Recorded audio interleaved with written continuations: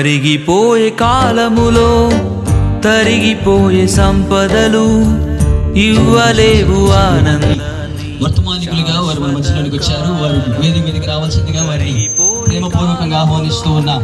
కరిగిపోయే సంపదలు ఇవ్వలేవు ఆనందాన్ని. శాశ్వత కాలం శాశ్వతమైనది యేసయ్య ప్రేమ, అంతము కానిది ఆ దివ్య ప్రేమ.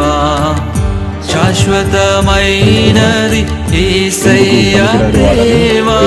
వాడని, అందరూ తీసివేసిన వాడని, అందరూ తోసివేసిన వాడని, ఆయనను నన్ను ప్రేమించి ఇక్కడి వరకు నడిపించిన దేవాది దేవుడైన మన యేసయ్యకే సమస్త మహిమ ఘనత ప్రభావములు చెల్లును గాక. ఆమేన్.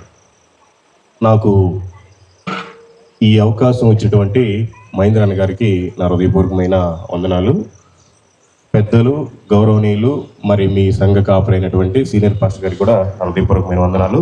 నా తోటి సహకారులు వారికి కూడా పేరు పేరున హృదయపూర్వకమైన వందనాలు. వచ్చిన మీ అందరికీ కూడా, ప్రతి అక్కకి, ప్రతి చెల్లికి, ప్రతి తండ్రికి, ప్రతి తమ్ముడికి, అన్నకి కూడా పేరు పేరున హృదయపూర్వకమైన వందనాలు. నేను బిషప్ని కాదు, రెవరెండ్ని కాదు, పాస్టర్ని కాదు, నాకు సంఘం లేదు. నేను జస్ట్ మీలాగే ఒక విశ్వాసిని, కాకపోతే సువార్త చేస్తూ ఉంటాను. మరి నిన్న మొన్న మీరు మంచి మంచి ప్రసంగాలు వినుంటారు. నేను మీకు అసలు ప్రసంగమే చెప్పను. నేను ఎందుకు వచ్చాననేది మీకు తెలిసిద్ది. కాబట్టి కొంచెం శ్రద్ధగా వినండి. మరి నాకు టైము 8:30 నుంచి 10 గంటల వరకు ఇస్తున్నారు. ఆల్రెడీ 9 అయింది. కాబట్టి నేను 10:30 దాకా తీసుకుంటున్నాను. మీకు కనుక లేట్ అవుతున్నట్లయితే ఏమనుకోకుండా రేపు మీ పనులన్నీ మానుకోండి. ఎందుకంటే మీ జీవితం ఈరోజు మారబోతుంది మీరు నమ్మితే.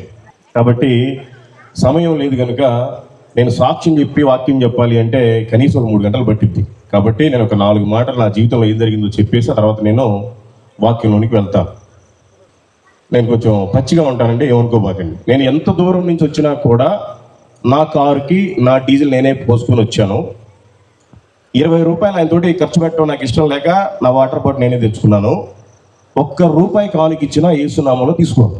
నా పరిచర్య అలాంటిది. నేను ఉచితంగా రక్షణ పొందుకున్నాను. నేను ఉచితంగానే ప్రకటించేసి వెళ్ళిపోతాను. కాబట్టి నేను కొంచెం పచ్చిగా మాట్లాడతాను, ఓపెన్గా మాట్లాడతాను, ఏమనుకోబాకండి. ఉన్నట్టుగా మాట్లాడితే ఈ రోజులు ఎవరికి నచ్చదు. మీకు నచ్చినా నచ్చకపోయినా నాకు అనవసరం. నేను చెప్పాల్సింది చెప్పేసి వెళ్ళిపోతాను. నా పేరు మల్లికార్జునరావు. నేను ఒక హైందవ కుటుంబంలో జన్మించాను. నేను 4 సార్లు అయ్యప్ప మాల వేసుకున్నాను. 18 సార్లు తిరుపతి గుండు చేసుకున్నాను. కాశీ నుంచి కన్యాకుమారి దాకా ఉండే ప్రతి హైందవ టెంపుల్కి వెళ్ళి నా మొక్కుబడులను తీర్చుకున్నాను. కానీ నాకు ఎప్పుడు శాంతి సమాధానం లేదు.